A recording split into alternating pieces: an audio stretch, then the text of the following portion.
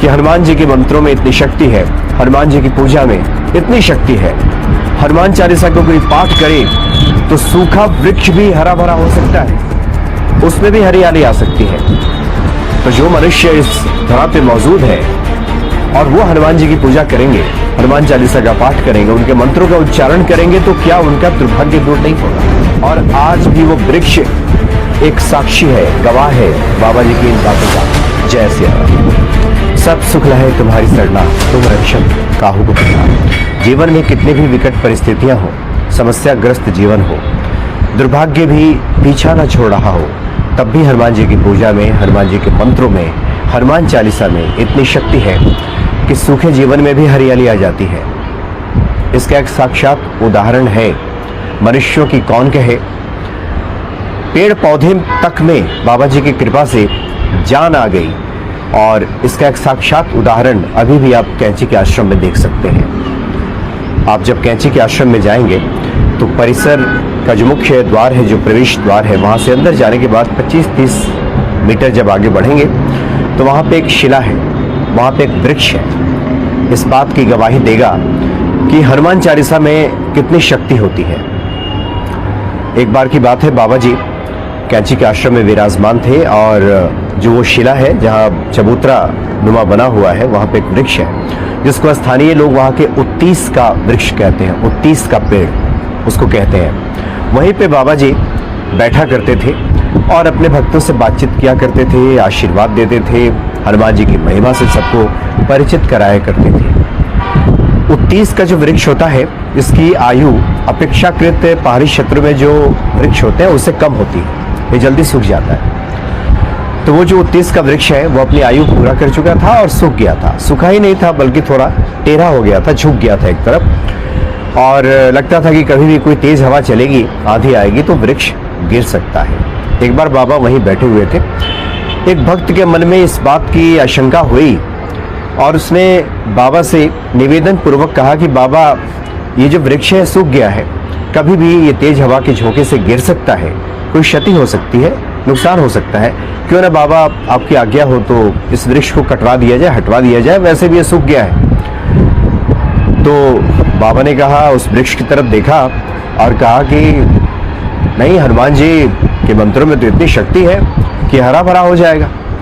इसको गंगा जल से सींचो और यहाँ पे हनुमान चालीसा का पाठ करो, मंत्र पढ़ो, ये फिर हरा भरा हो जाएगा। अधिकांश भक्त जो वहाँ बैठे हुए थे उनको बाबा के इस बात पर विश्वास, भरोसा नहीं हुआ। कोई व्यक्ति है भरोसा नहीं करेगा, उसे लगेगा कि जो वृक्ष सूख गया है वो कैसे हरा भरा हो सकता है, तो भरोसा नहीं हुआ। लेकिन वहाँ पे सिद्धि माँ भी बैठी हुई थी और पूर्णानंद तिवारी जी बैठे हुए थे। इन दोनों के मन में बाबा जी की बातों को लेकर कोई संदेह कभी रहा ही नहीं। वो समझ गए कि बाबा जी कोई गूढ़ संदेश, कोई रहस्य बताना चाहते हैं। मंदिर परिसर में चूंकि पूजा पाठ चलते रहता था, गंगा जल की व्यवस्था पहले से थी ही। सिद्धि माँ पूर्णानंद तिवारी जी के साथ गई और गंगा जल ला करके और इस वृक्ष को सींचना प्रारंभ कर दिया और वहाँ हनुमान चालीसा का पाठ किया। और प्रतिदिन उसके बाद उनको देखकर ही बहुत से जो भक्त आते थे और जो आश्रम में भक्त मौजूद रहते थे, वो सभी अपने अपने विधि से हनुमान जी का पूजन वहाँ करने लगे। कोई हनुमान चालीसा का पाठ करता, कोई हनुमान जी के मंत्रों का उच्चारण करता, कोई विविध भांति से पूजन करता वृक्ष का। और 10 दिन 15 दिन बीतते बीतते उस सूखे हुए वृक्ष में कोपलें फूटने लगी, नई नई पत्तियां आने लगी और वो वृक्ष हरा भरा हो गया। और आज भी वो वृक्ष एक साक्षी है, गवाह है बाबा जी की इन बातों का। 1983 में अलौकिक यथार्थ जब समर्थ रामदास जी ने लिखा, पहला संस्करण आया, उसमें भी इस बात की चर्चा की।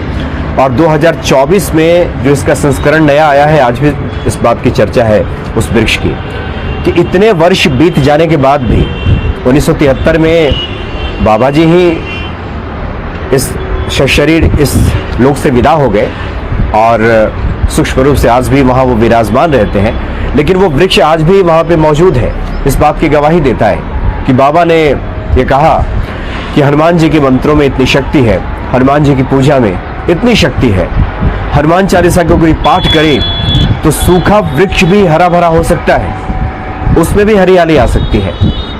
तो जो मनुष्य इस धरा पे मौजूद है और वो हनुमान जी की पूजा करेंगे, हनुमान चालीसा का पाठ करेंगे, उनके मंत्रों का उच्चारण करेंगे, तो क्या उनका दुर्भाग्य दूर नहीं होगा? क्या उनके जीवन में हरियाली नहीं आएगी?